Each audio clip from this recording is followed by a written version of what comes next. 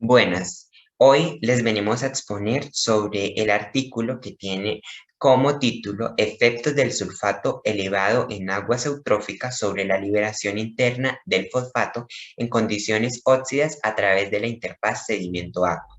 Los integrantes de esta exposición son Jennifer Natalie Monar Fajardo, Marcos David Moreno Molina, Dalgi Gabriela Montañez Escalante y quien les habla, Juan David Páez Suárez. Como primero tenemos la introducción. La eutrofización ha generado una gran problemática en la actualidad y es la floración de algas. Como primero que todo empezaremos a hablar sobre qué es la eutrofización. La eutrofización es un proceso que se da solamente y únicamente en los ecosistemas.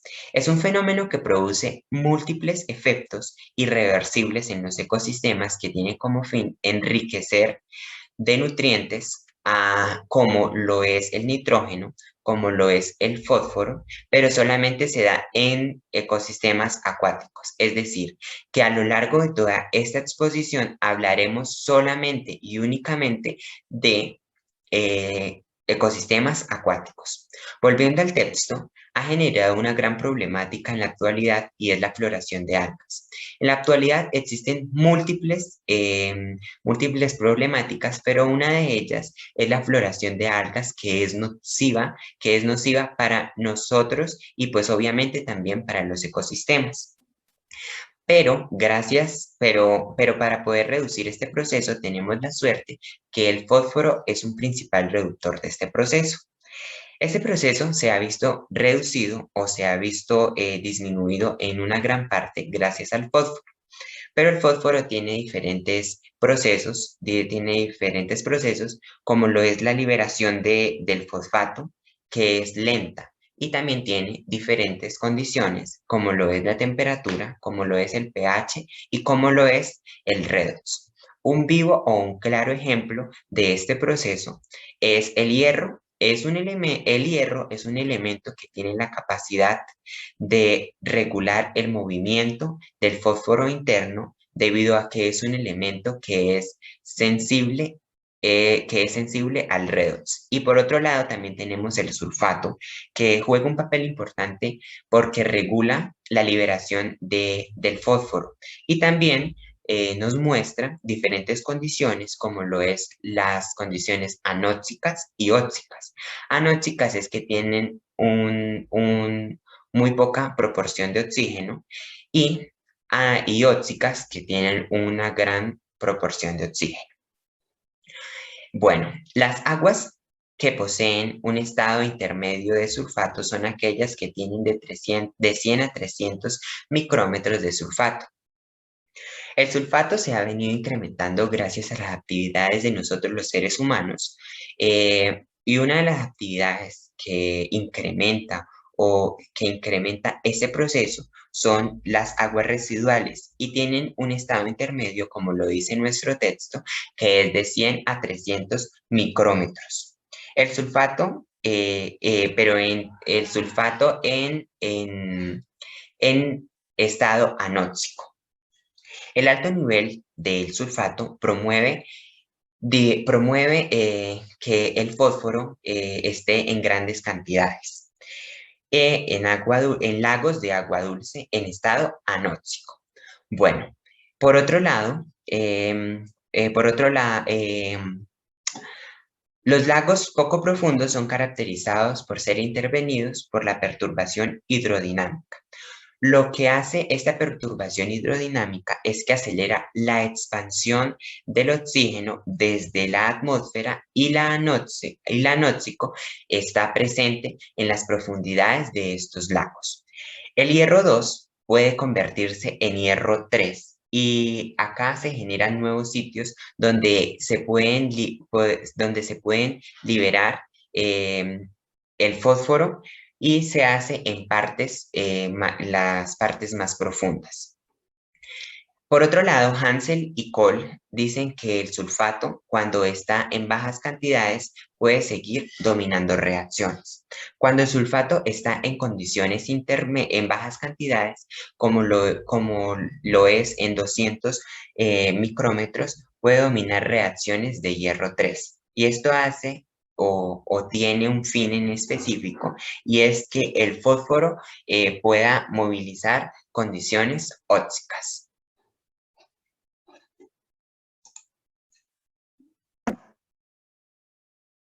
Buen día, mi nombre es Marcos Moreno y voy a explicar los materiales y métodos los cuales se mencionan en el artículo que mi grupo y yo escogimos de sulfatos y fosfatos. Para empezar, voy a explicar la selección de muestras, el cual fue en el espacio de Rocamofina, en un volcán que actualmente se encuentra inactivo, el cual se encuentra en el sur de Italia. Para la selección de las muestras fueron 5. Las primeras 4 se seleccionaron del horizonte A1, 2A2, 3BW1 y 4BW2. Y la última muestra, la muestra número 5, se seleccionó del horizonte 2C. Dichas muestras se sacaron a aire y fueron secadas gracias a distintos métodos. Ahora voy a explicar el primer método que se utilizó para la selección de las muestras, que es el método de, un momento, perdón, la diapositiva se puso un poco lenta, la de isotermas de sorción de fosfatos y sulfatos. Para este método se equilibraron 300 miligramos de muestras de suelo con KCl2 con un nivel molar de 0,02 y un pH de 4,5. Cantidades adecuadas para un 0,1 mol litros. Luego se agregaron diferentes soluciones que contenían sulfato o fosfato para tener una concentración inicial de sulfato y fosfato en el rango de 5 por 10 a la menos 4 a 10 a la menos 2 mol litro.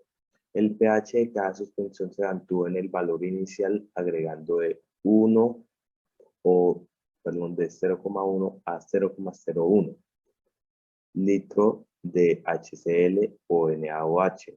Las suspensiones se agitaron durante 24 horas y las suspensiones finales, que dieron un resultado de 20 mililitros, se centrifugaron a 10.000 gramos durante 20 minutos y se filtraron a través de un filtro de membrana de 0,2 metros.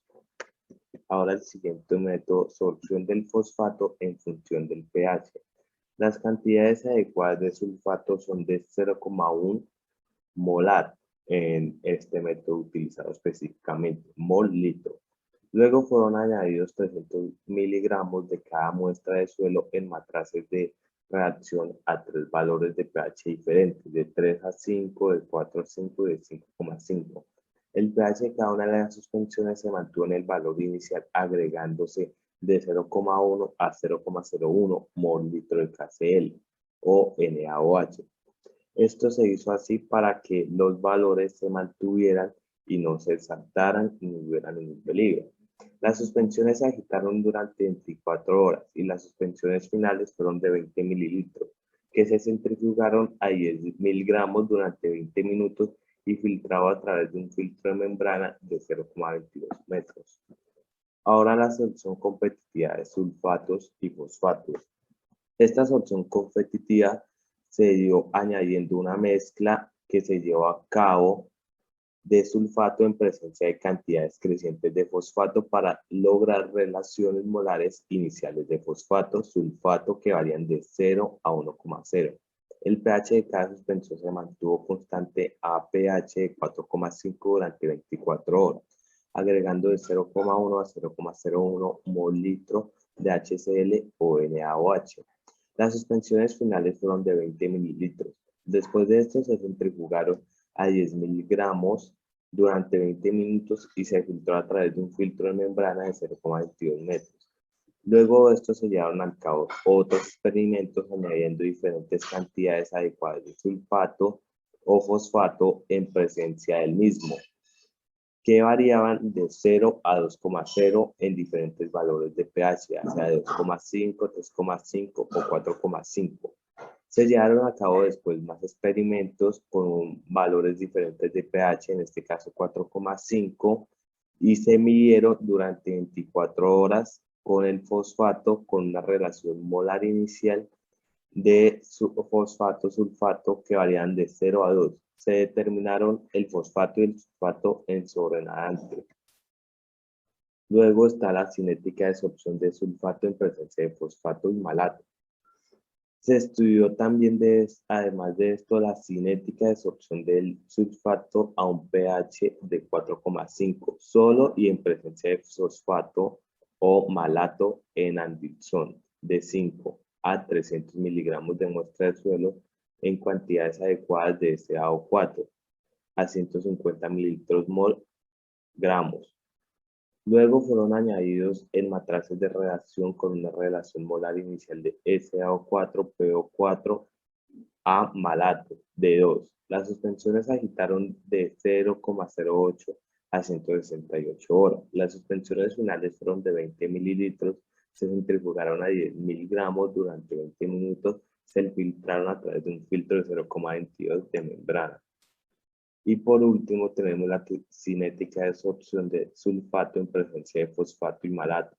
El fosfato y el sulfato se determinaron mediante cromatografía iónica, utilizando un cromatógrafo de iones DX de 300, una columna ion pad de AS4A de 4,0 mililitros y un eluyente Na2SO3 y HNaSO3 a un caudal de 2 mililitros por minuto y un detector de conductividad CDA20 combinados con autosupresión. Las concentraciones estándar fueran de 0,2 a 2 mililitros por litro para fosfato y sulfato. La cantidad de ligandos absorción en términos mediante la diferencia entre las concentraciones iniciales y finales y los datos de media de 2 o 3 determinaciones. Los coeficientes de variación variaron de 1,5 a 5%. Y esto es todo. Muchas gracias por la atención prestada.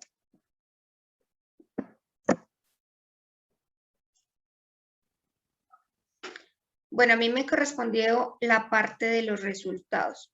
Empezamos con la distribución vertical del oxígeno disuelto y el potencial de oxidación en la interfaz sedimento-agua.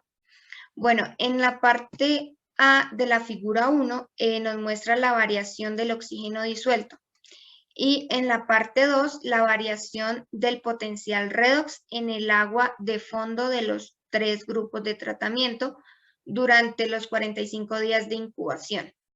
En la figura 2 nos muestra en la parte A los perfiles de oxígeno disuelto, en la parte B la profundidad de penetración del oxígeno, en la parte C nos muestra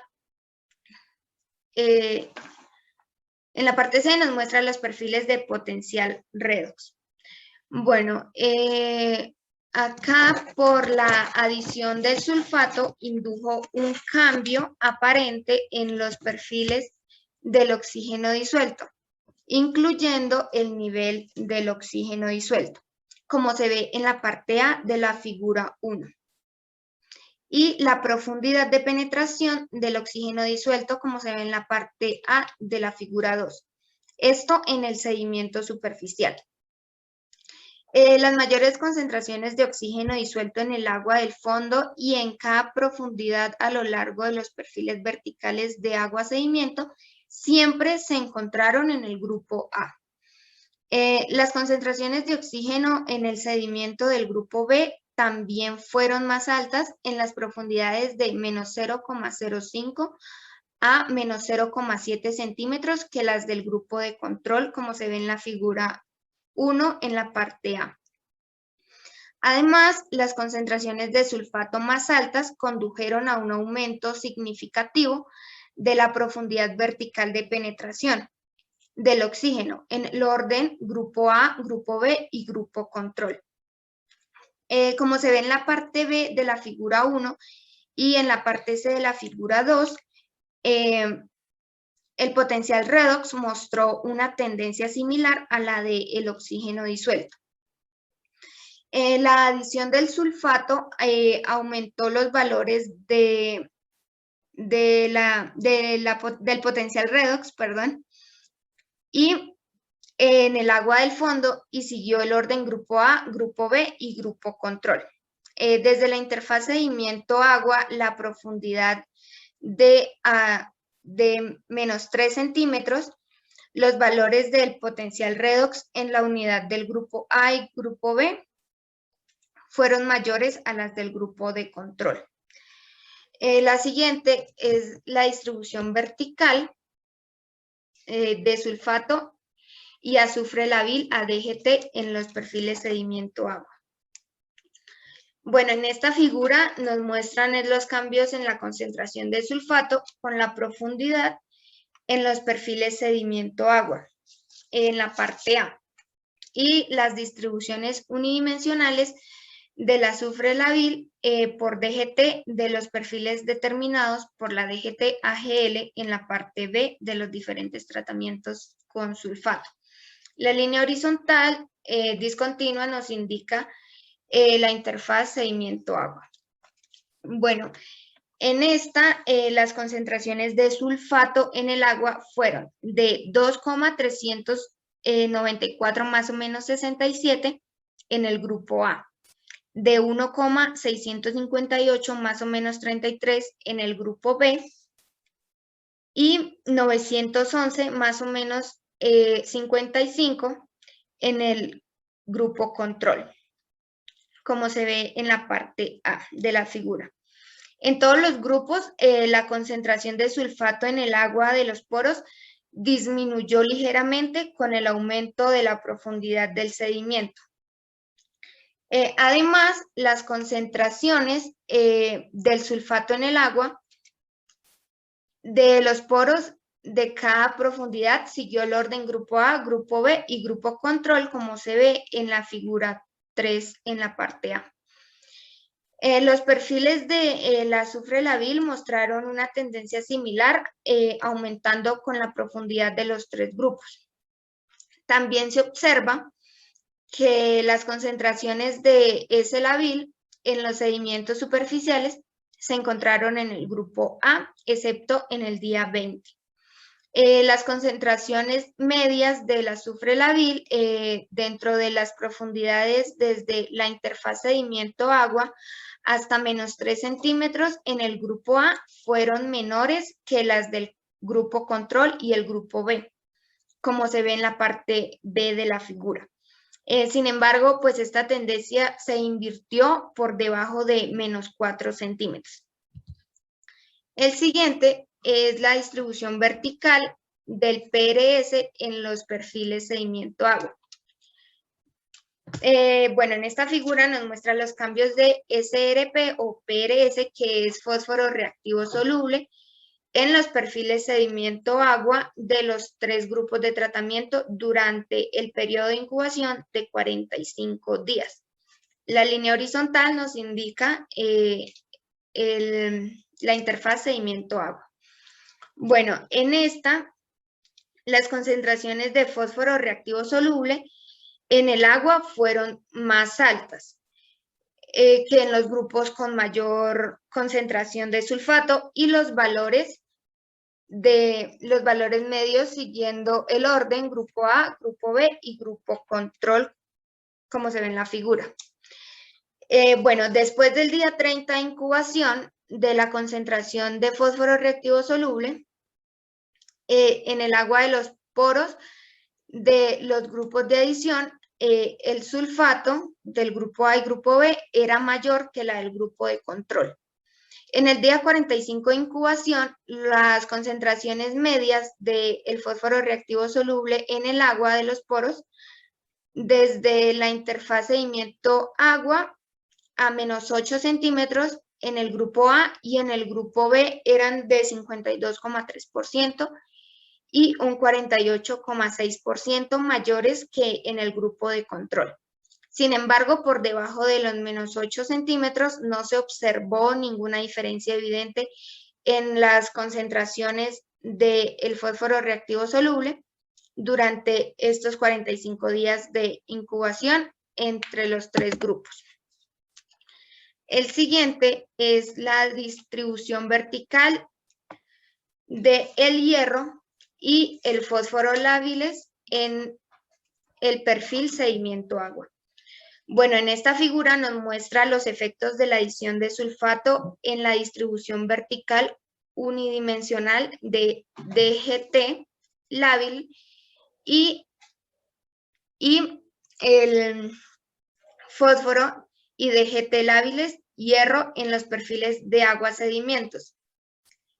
Bueno, la línea horizontal nos indica la interfaz sedimento-agua.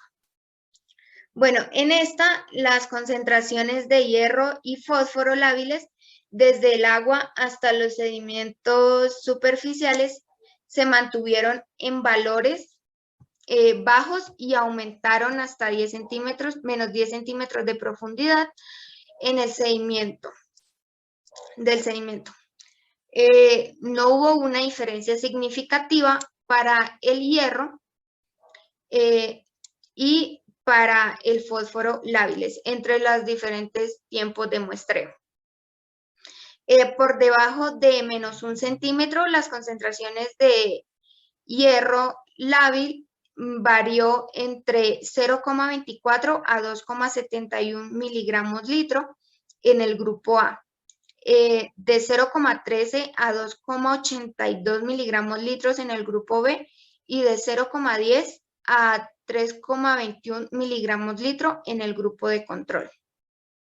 Sin embargo, las concentraciones del fósforo lábil varió entre 0,01 y 0,33 miligramos litros en el grupo A y 0,3 a 0,30 miligramos litros en el grupo B y 0,01 a 0,28 miligramos en el grupo de control. La siguiente es el flujo difusivo aparente de el anión fosfato y el hierro 2. Bueno, en esta figura, los flujos difusivos aparentes del anión fosfato y el hierro 2 en diferentes tratamientos, la etiqueta F0 representa el flujo difusivo del anión fosfato y el hierro 2 después de los sedimentos superficiales del agua. F1 representa el flujo difusivo del anión fosfato y hierro 2 después de los sedimentos profundos a los superficiales. Y F10 es el flujo neto del anión fosfato y hierro 2 en los sedimentos superficiales. Bueno, los flujos aparentes del anión fosfato y el hierro 2 en los tres grupos a través de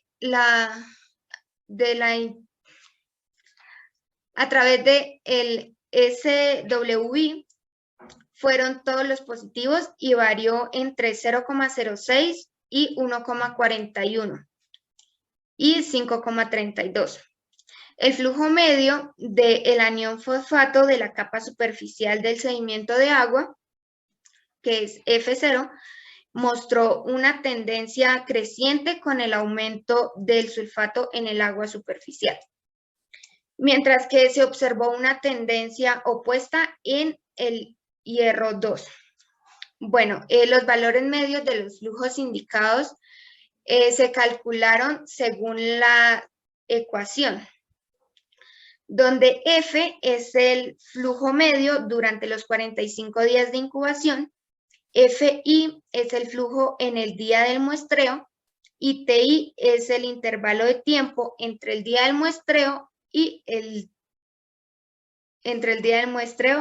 el día. La siguiente es la relación entre la concentración de sulfato y la liberación interna del fósforo. Bueno, en esta figura, la relación funcional entre los flujos difusivos aparentes del anión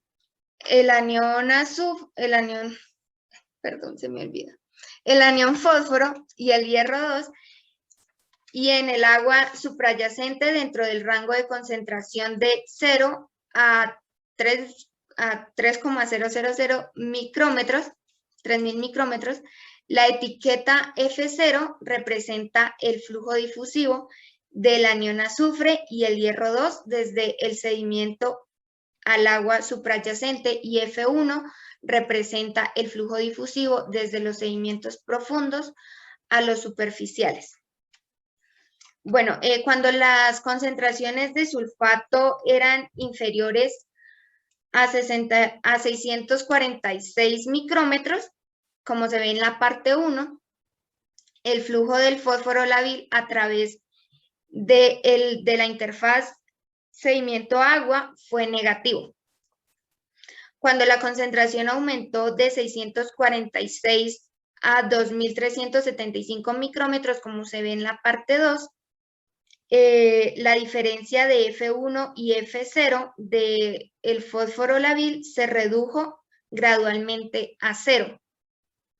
Y cuando la concentración de sulfato aumentó aún más hasta superar los 2.375 micrómetros, como se ve en la parte 3, F0 del fósforo lábil fue mayor que F1.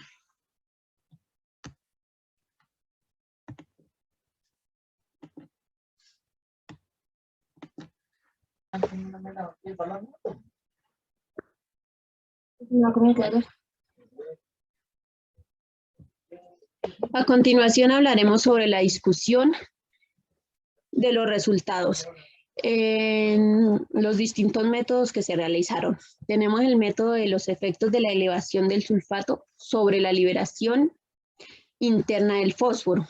Se ha informado que las concentraciones elevadas del sulfato en los sistemas de agua dulce con concentraciones intermedias de sulfato promueven en gran medida la liberación del fósforo interno en condiciones ópticas y anópticas. En el estudio se encontraron que el aumento del sulfato afectaba la movilización del fósforo en un río de agua dulce de tierras bajas, el cual se encontraba contaminado por las actividades mineras y que tenía concentraciones extremadamente altas de sulfato.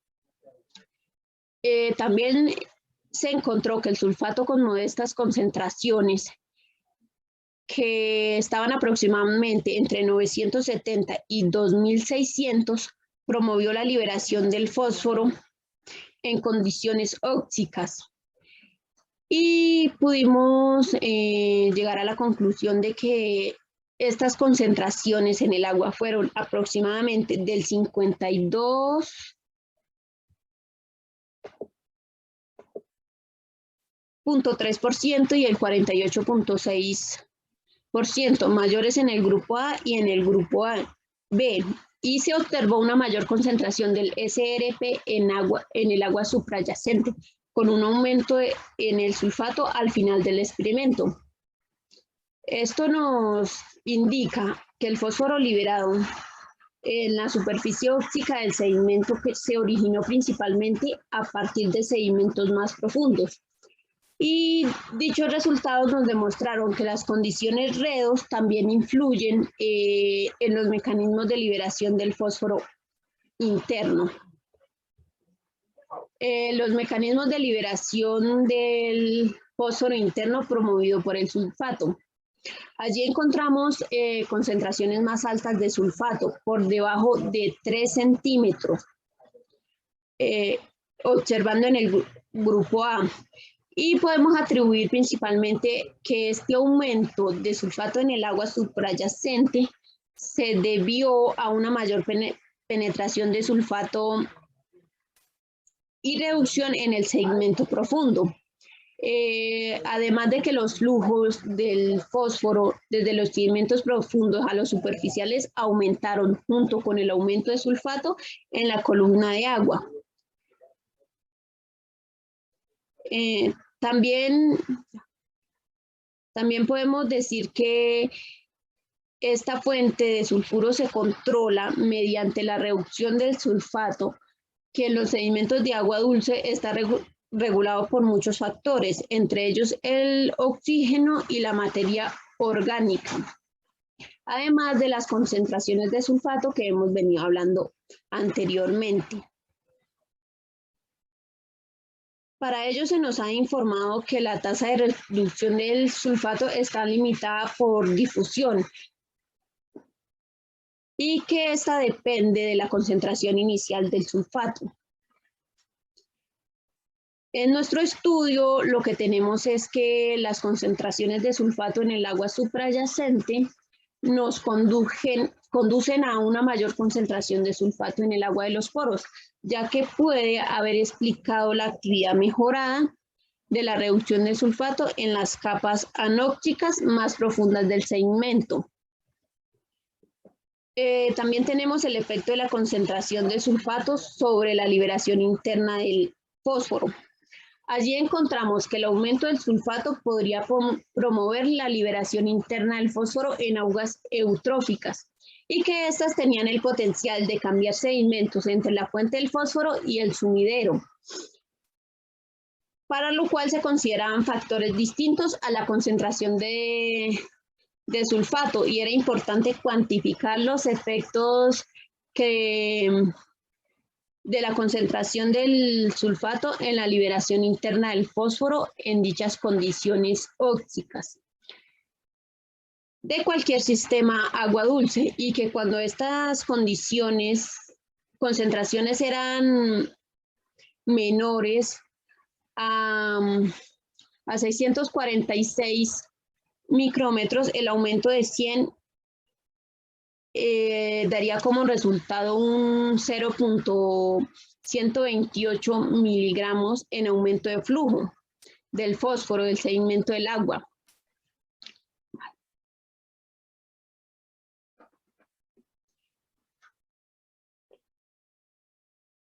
Además de que el sulfato, cuando hubiese aumentado más de 2.375, la capacidad de retención del fósforo se habría agotado y que el sedimento de la superficie se convertiría en otra fuente de fósforo para ser liberado al agua suprayacente. Por último, tenemos las implicaciones ambientales. En estudios que se realizaron anteriormente, nos informaron que el sulfato podría influir en la liberación del fósforo del sedimento. Se centró principalmente en condiciones anóxicas. Más sin embargo, existe una fina capa oxidada en los sedimentos superficiales de las aguas poco profundas, y dichas condiciones anóxicas pueden no persistir durante la mayoría de las estaciones, excepto durante un periodo que le denominamos floración de las aguas. En este estudio se encontró que bajo las condiciones óxicas, con concentraciones modestas de sulfato en eutrofias de aguas dulces, el aumento de los niveles de sulfato también podían promover la liberación del fósforo del sedimento. Más sin embargo, como las cianobacterias tienen una mayor afinidad de fósforo por situaciones con bajas concentraciones, y este fósforo es continuamente liberado de los sedimentos, se puede contribuir a eutrofización e incluso producción de floraciones de agua a intensidad de liberación del fósforo, el cual fue influenciado directamente por la concentración del sulfato en el agua suprayacente y el flujo de hierro, el factor principal responsable de la retención del fósforo. En conclusión de todos los resultados, estos nos indican que la influencia del sulfato en el fósforo interno liberado depende en gran medida de las concentraciones que tengamos de sulfato. Y que cuando esta concentración es superior a 646 y a un aumento de 100 micrómetros de sulfato, se introduce un aumento de flujo de fósforo desde el sedimento de agua superficial de la columna. Por lo tanto, estas concentraciones de sulfato deben considerarse y controlarse para la gestión de aguas eutróficas y para que las algas o dichas aguas se puedan conservar. Bueno, hemos llegado al final de la exposición. Muchas gracias.